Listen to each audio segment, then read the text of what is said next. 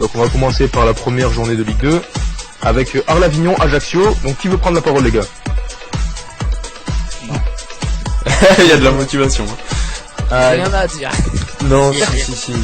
Personne veut parler d'Arles-Avignon, Ajaccio? Je Arles toujours le bloc défensif toujours, même si on voit que c'est un peu plus offensif, mais ça reste la base en fait, et match nul qui, franchement, c'était pas étonnant.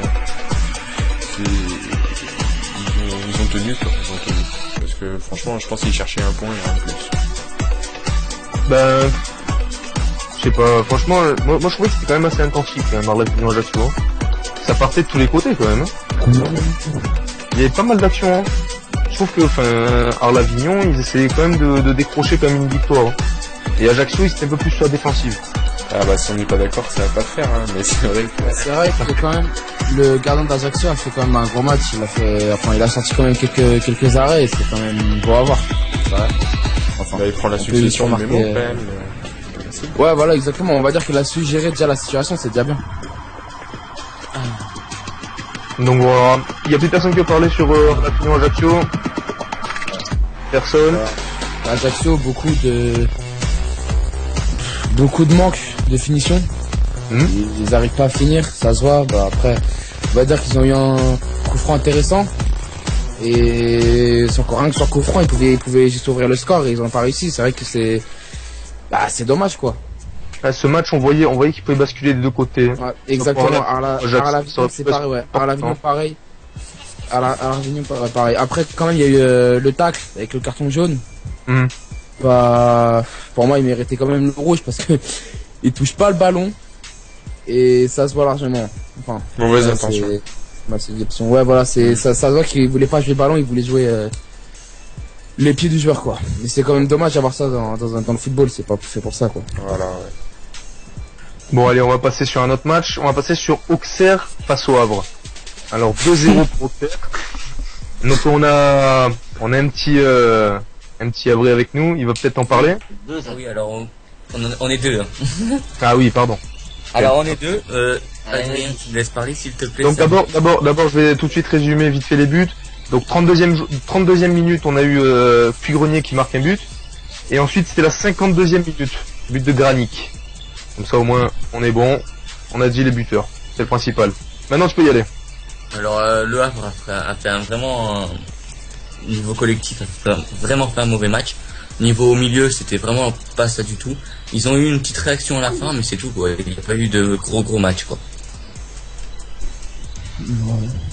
Ouais, ok, c'est tout. Ce que je peux rajouter, c'est les buts qu'on se prend, c'est toujours sur coup de pied arrêté, il y a fouillage dans la surface, on s'en prend.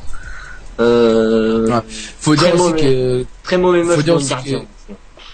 Cafouillage, on peut dire que Auxerre a quand même failli ouvrir le score sur corner. Ouais, mais c'est tout le temps ça. Le Havre, et même c'est sans les coup coups de pied franc, arrêtés, hein. même sans coup franc, ils avaient un coup franc intéressant et on va dire qu'ils l'ont mis celui-là. Ils ont réussi à mettre coup franc. Mais pour moi, ils auraient pu mettre 3-0 au Havre. Comment dire, oh là là. Ouais. Bah oui, Oui, le score pourrait être beaucoup plus grave, hein, franchement. Exactement. Après, on se prend c'est quand même... Laisse-le parler. Ouais. Tous nos buts, c'est coup de pied arrêté. Niveau milieu, bah, on va ressentir forcément le manque de Mesloub qui est parti, déjà. On va ressentir notre gardien, c'est pas le top, faut l'avouer, hein. Ça fait 1 an qu'il est là, il est capable de faire des très grosses erreurs. Et niveau attaquant, on n'a pas un finisseur, enfin on a Rivière, il se bat bien, j'adore comment il se bat, il se donne vraiment pour l'équipe, mais il est souvent blessé, on a beaucoup de blessés aussi, alors même la première journée, c'est quand même grave, quoi. Ouais, Sao qui a fait des matchs de préparation à peu près corrects avec 3 buts. Alors, et que là, il était limite invisible sur le match. Il faut le dire que quand même le gardien du Havre, il a sorti quand même on va dire un bel arrêt sur le deuxième coup franc, je crois. Sur le deuxième coup franc, je crois, il a sorti quand même un bel arrêt, un bel arrêt, c'était plus un réflexe qu'autre chose. Mais voilà, c'est quand même bien ça, la situation de l'équipe. Antoine va intervenir. J'ai adoré ce qu'a fait le Puy-Grenier, voilà, très bon match, très bon retour. Complet, couronné par un but. C'est tout. T'as juste coupé tout le monde pour dire ça? Bah écoute, je pense que le résultat serait pas le même sans lui, donc ça vaut le coup. Voilà. Oui. Il a fait un bon match pour Puy-Grenier. Voilà, merci.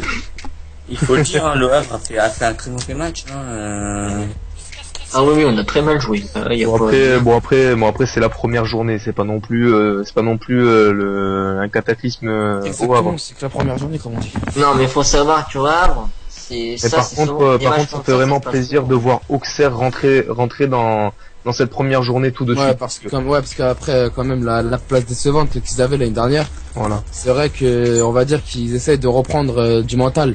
Et le mental, il a été prouvé qu'ils veulent vraiment réussir cette saison, quoi. Ça se voit sur le match contre Auxerre. Même, contre Le Havre, pardon. Même si, Auxerre, quand même, met 2 buts, donc sur penalty et sur un coup franc. C'est dommage, c'est des erreurs bêtes du Havre qui auraient pu être évitées pour éviter les buts. Après, ça reste à travailler au niveau du Havre.